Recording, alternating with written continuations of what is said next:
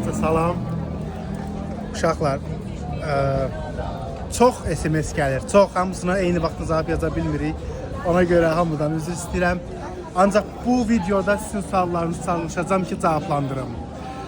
Bir də ki, bu arada bizə podpisasiya olmayanlar 1 milyon az qalıb. Gəlin bunu bir yerdə edək.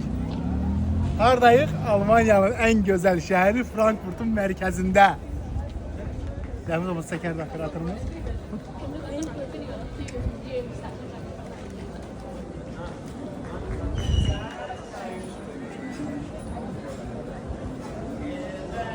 Buyurun.